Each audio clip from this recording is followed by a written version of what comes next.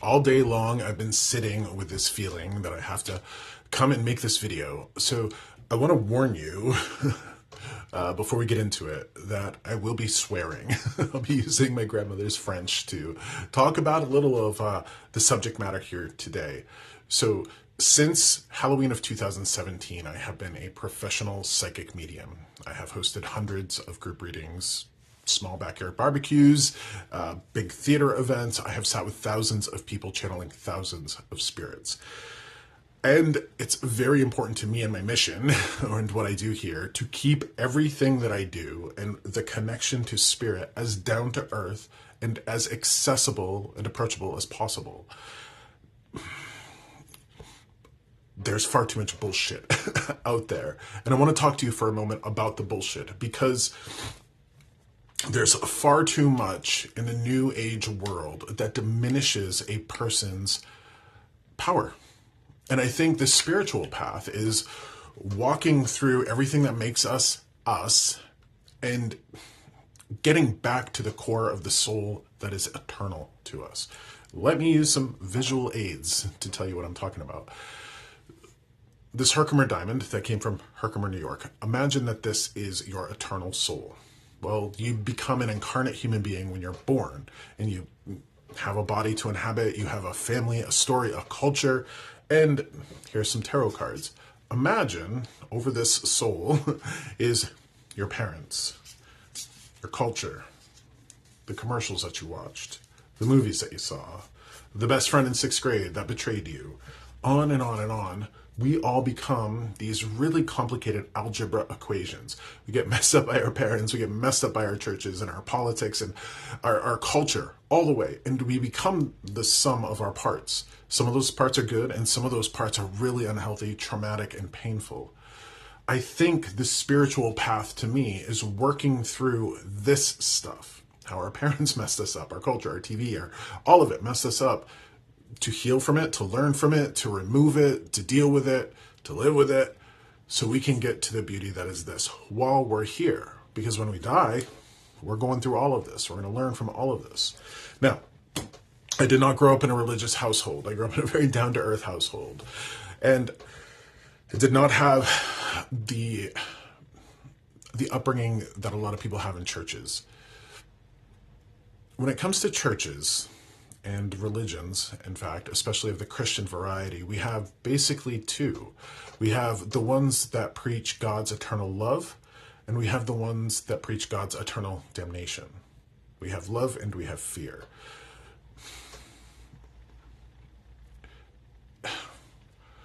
As I was growing up, I was hit over the head with this idea of hell. I had this babysitter that my mom had to stop bringing us to because they were really fearfully religious. You're going to go to hell if you do this. You're going to go to hell if you don't do that. You're going to go to hell if you do this. You're going to go to hell if you don't do that.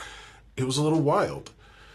And that becomes something, I think, for all of us that we have to deconstruct. And we can pick up a lot of awful things from religion, whether we are raised in it or not. When it comes to the word hell, a lot of people are afraid of hell. A lot of people are afraid of the devil without doing a lick of research around how many times those words appear in the Hebrew text.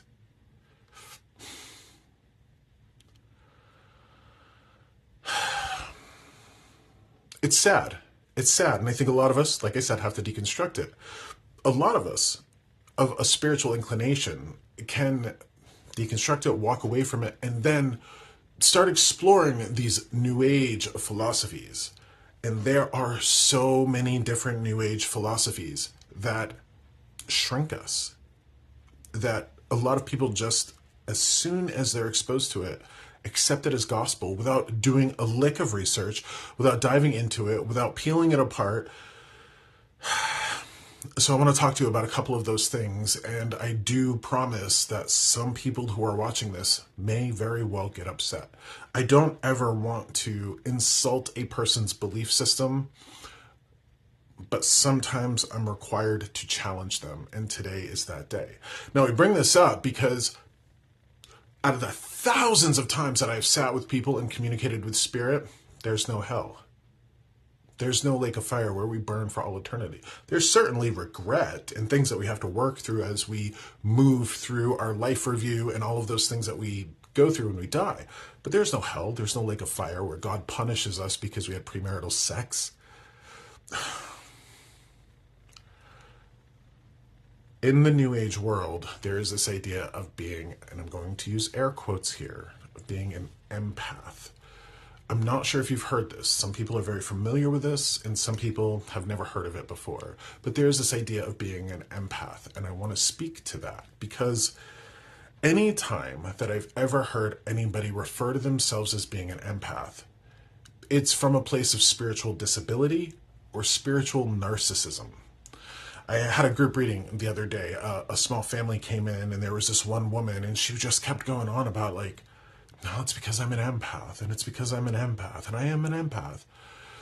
And obviously that woman had been exposed to this idea of being an empath. So let me clarify this.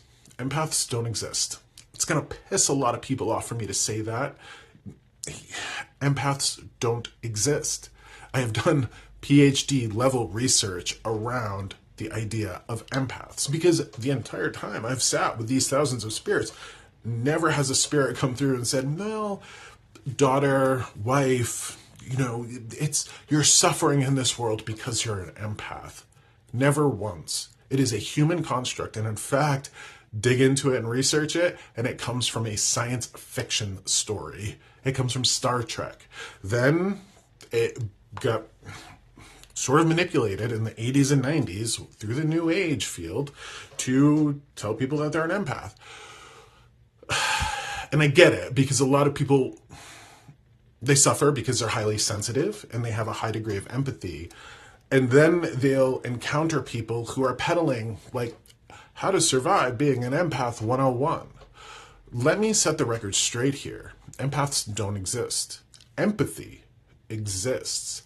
Empathy, like every single human attribute, like humor and artistry and athleticism, it exists on a spectrum. A spectrum. Some people have very little empathy. Somebody who lacks empathy, by a psychological definition, would be a sociopath. And then we have people who have a high degree of empathy, who deeply feel what other people are going through, perhaps from a place in their childhood where they had to be highly responsive to a volatile household. I've come across so many people saying, well, I can't do that because I'm an empath. And it pains me because they're limiting themselves. They're not going through their layers. They're not understanding that empathy is a superpower. And I challenged that woman in the group reading, and I'm like, well, if you're an empath, why don't you go to music concerts? Why don't you go to places where there's a great deal of people who are all feeling good and you can just drink it in like a battery? And she didn't have an answer, because it's something that she came across that on the surface made sense to her. It was a word that she could identify with. Well, every problem I have is because I'm just an empath. And I reject that wholly. I reject that fully. This has upset a lot of people along the way, but it's not something that people grab onto to empower themselves. And if they do, it's from a place of spiritual narcissism, like I said. Well, I know this and this because, I'm an empath. It's a bunch of horse pucky. It really is. And I just have to say it. I don't know why. Empathy is a superpower, but empathy without boundaries or self-accountability is self-sabotage. So when somebody has no ability to regulate their emotions, when they have no ability to manage their response, it's easy to fall into that idea of, well, I'm an empath. No, honey, you're not an empath. You're just a human being with a high degree of empathy. Where that came from, perhaps you were born with it, perhaps you developed it to survive in your home or in your school or what have you. But it's not something a human can be. Do you know the difference between empathy and sympathy? And sympathy is feeling sorry or feeling for someone. Empathy is feeling with someone. And it is a human attribute. It is part of our soul. It is part of our love. It is part of everything that we are. I just bring it up because if you identify with that word, I'd have you sit with it. I really would have you sit with it and see what kind of help it offers you. I'll give you an example. On my reading table here, where I set up my little tripod, I have some stones and I have, some stuff that I like for a few different reasons. And here's a piece of black tourmaline. I have gotten so many other psychics upset at me because I talk about this stuff. Now, I could drum up a ton of business. I could manipulate people by having them lean into this idea of being an empath and you have to carry a piece of black tourmaline with you so you can repel everybody's negative energy. Well, what happens when you lose the piece of black tourmaline? You don't have the boundaries, you don't have the clarity, the personal strength. And again, here we come back to that idea of personal empowerment. You don't have that. So, I guess, if this piece of rock that you carry in your pocket is something that on a psychosomatic level helps you get through your workday, then hold on to it. But we should be able to get through our work days and we should be able to walk through Walmart or Target without depending on a piece of black tourmaline to keep away people's negative energy. We have to respond to people's negative energy, right? We have to respond to their positive energy. I don't want to go off on a tangent here, but I am just for some reason feeling really compelled to talk about this today. And while empaths don't exist, like I said, empathy does. And understanding empathy and what it truly is, I think helps people get through society, get through their workplaces, their families, what have you. I bring this up also because I'm not a person that uses the word chakra. Humans have energy centers. I don't use the word chakra because it's not my tradition. I wasn't raised in a Hindu culture. I wasn't raised in India. It's not something that I can claim as my own. But every human has energy centers. In the Hindu tradition, they talk about having 7 chakras, 7 energy centers. But there are some traditions that say we only have 3. There are some traditions that say we have 2. And I think that it bears research. And if you can step into those systems where you're understanding energy centers, perhaps blockages, perhaps ways to clear them, I've seen a lot of people. And I've seen a lot of people sit in front of me with this idea, well, so-and-so told me my sacral chakra was blocked and that's why I can't maintain a healthy relationship. Sigh. Again, I've pissed off some people because they build up their whole identity around telling people they're empaths and getting people into classes when it's a whole other thing for me. So when it comes to spiritual ideas and when it comes to cultures, perhaps that you weren't part of, you weren't born into, I would really have you use your due diligence, use critical thinking, and don't buy into what somebody just tells you. And that's why I like to keep it as down to earth as possible. I think it's really important that we know who we are, believe in ourselves, tap into the strength of our own spirit instead of giving it over to a rock or an energy center or another person who would tell us, well, all of the problems in our life are because we don't know how to manage our empathy, and because our empathy is something that is a disability when it's not. It's a superpower, and I think that it's important for people to look at it through that lens.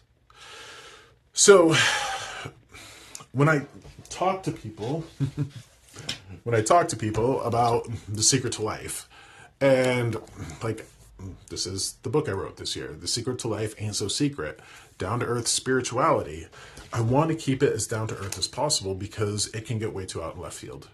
I've seen way too many people buy into new age philosophies that completely disempower them. And I think it's important that we speak to them. So the spiritual path, like I said, is getting to this part of ourselves and not seeing that part of ourselves as a hindrance or a problem or a disability. So again, if I've upset you, if I've insulted you, if I've challenged you, I hope that you can open your mind and perhaps see a different perspective instead of just wholeheartedly buying into something that somebody told you just because it felt good. You know, how many times have we all grown up in really harsh authoritarian households, going to church, and then it's like, oh, well, you know, our dad punishes us when we're bad because he's unhealthy or, you know, just out of touch. And so God must punish us when we're bad. And then everybody, like so many people lose their lives, their precious lives to this idea of hell. And a lot of people can lose their lives to some new age ideals as well. So please just use your due diligence, do your research. And when I mean research, I mean research. Find out how many times the word hell was actually mentioned in the original Hebrew text. Research chakras if you want. But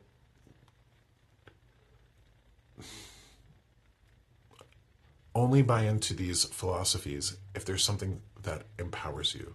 And I think that's so important for us to remember. Thank you for being here. And remember, your empathy, to whatever degree you exist on the spectrum, is a superpower. And being able to respond to those around us is something that humans have had to do since we very first began. It's just a superpower. Remember that. All my love to you. Thank you for being here. And thank you for listening to this. And be well out there. Be mindful of the media you're consuming on social media. Be mindful of the news you're watching. Be mindful of the books you're reading. Be mindful of how some people, even in the new age industry, can manipulate you and get you to buy into philosophies that exploit you. It's so important to me. So I hope that helps. Take care of yourself. All my love to you. Find me online at joshsimons.com.